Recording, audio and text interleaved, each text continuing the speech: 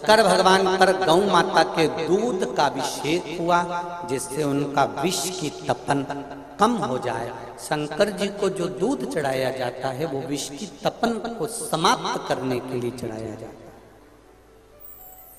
शिव जी को जो दूध चढ़ाया जाता है वो हमारे घर की तपन को भी समाप्त करने के लिए चढ़ाया जाता है।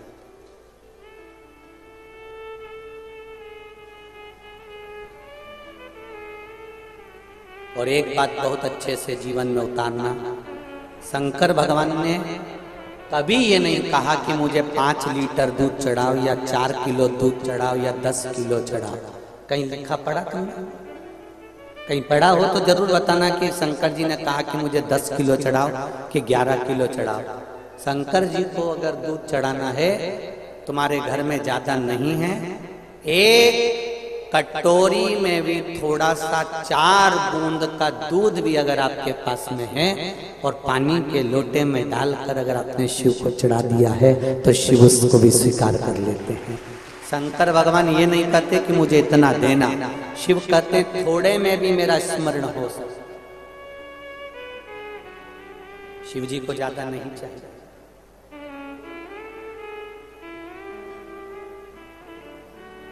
थोड़ा दो पर दिल से दो। एक बेलपत्री शंकर भगवान को दो पर दिल से। और एक बेलपत्री चढ़ाते समय तुम्हारे मन में यह भाव उत्पन्न हो जाना चाहिए कि एक बेलपत्री का वृक्ष मैं जरूर लगाऊंगी।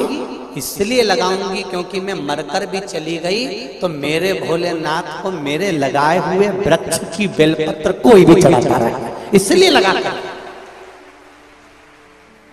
एक बेलपत्र शिव जी को दे रहे हो तो वो दिल ज्यादा नहीं चाहिए। शंकर पहले के जमाने में तो बेलपत्र चढ़ी रहती थी, सब चढ़ा रहता था, पड़ा रहता था, कोई आता था तो उठाता था। आज के जमाने में तो शंकर जी के मंदिर में बेलपत्र ढूंढना ही मुश्किल पड़ जाता है।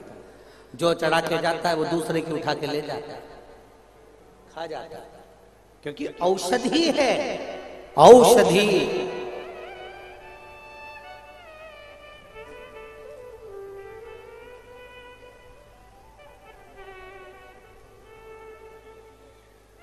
दिल में शिव को बिठा।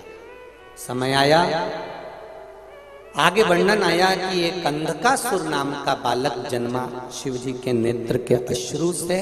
और वो जो बालक जन्मा था वो बहुत उत्पाती था, इसलिए उसको समुद्र में डाल दिया गया था। उसका नाम अंधकासुर हो गया।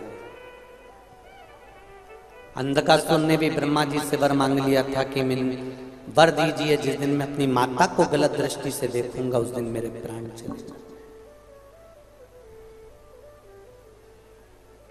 पराये धन को और पराई स्त्री को कभी भी गलत दृष्टि से मत देखो।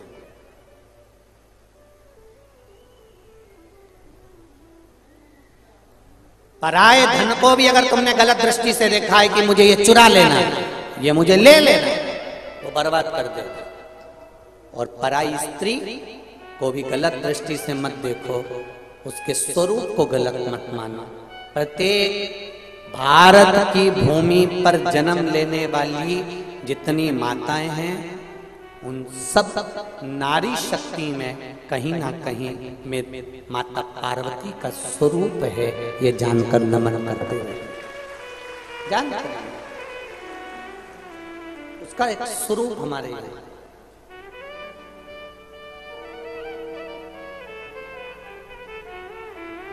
महाराज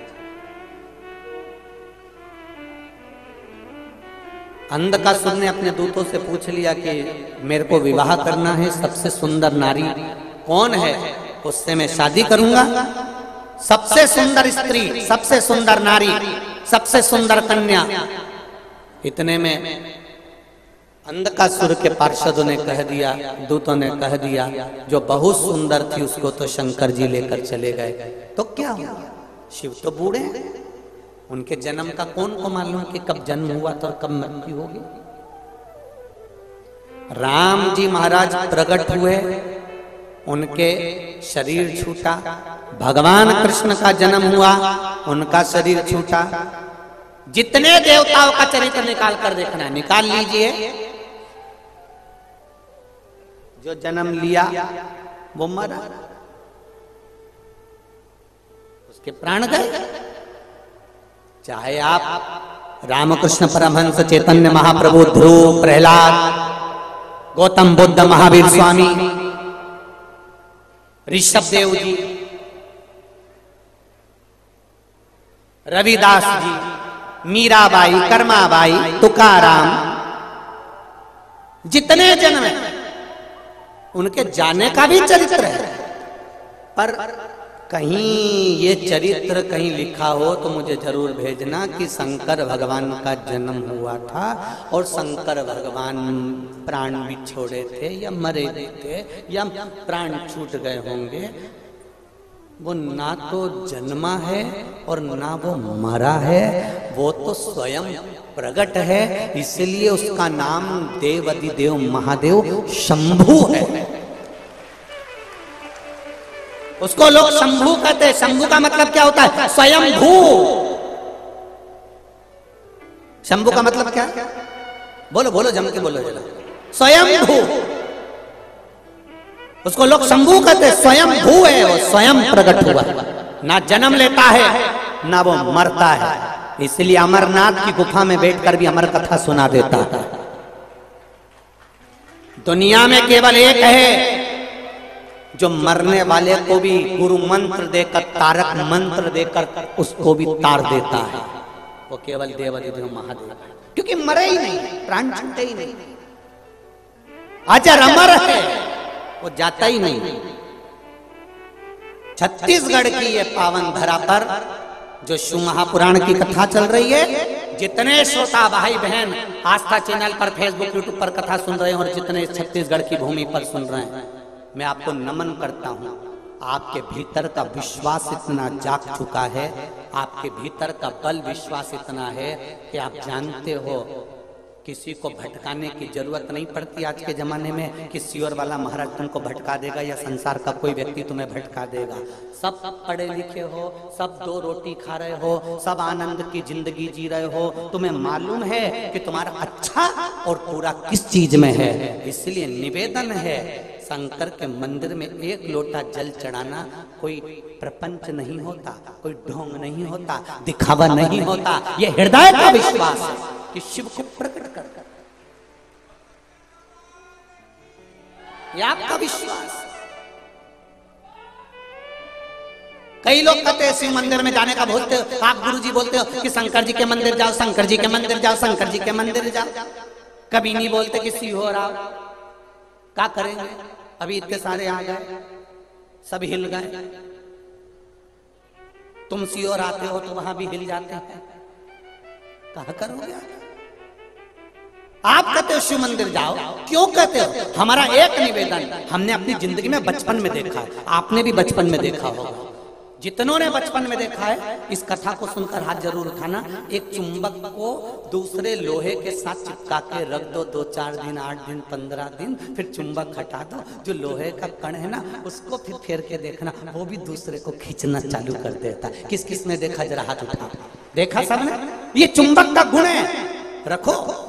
ये हमने बचपन में देखा। जो बचपन में देखा वो हमने इस देश से कहा। एक चुंबक दूसरे लोहे को चिपका लेती है, 15-20 दिन तक चिपका के रखने के बाद चुंबक को हटा दो, चुंबक का गुण उस लोहे में आ जाता है, फिर वो लोहा दूसरी चीज को खींचना चालू कर देता है। उसी तरह आप शिव रूपी चुंबक के पास जाकर चिपको तो आप स्वयं दूसरे को भी आप शिव की शरण में ला सकते हो। ये बल है आप। भक्ति ही आपके पास है, भजन ही आपके पास है। महाराज अंधकासुर के प्राण हरने के लिए माता पार्वती जी को जो गलत दृष्टि से देखा, पार्वती जी ने प्राण हर लिए। शिव जी ने काल भैरव के रूप में अवतरित होकर काल भैरव बनकर इस अंधकासुर के प्राणों को हरा।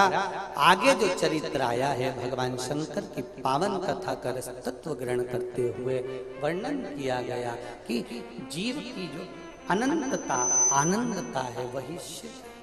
12 ज्योतिर्लिंग का चरित्र कहते हुए